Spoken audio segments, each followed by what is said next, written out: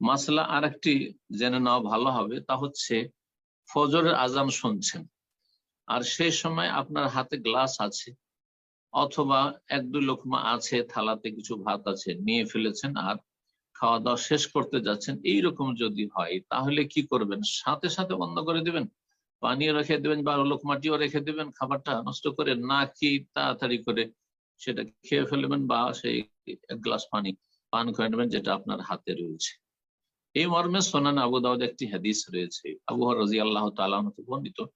রাসূলুল্লাহ সাল্লাল্লাহু আলাইহি ওয়াসাল্লাম বলে, ইজা সামিআ আহাদুকুমুন নিদা, তোমাদের কোন ব্যক্তি যখন আজান শুনবে, আজানটা কিন্তু যথাসময়ে হইতে হবে, আজান আগে হইলেও সেটা গ্রহণযোগ্য নয়। আজান আসলে মাপকাঠি নয়।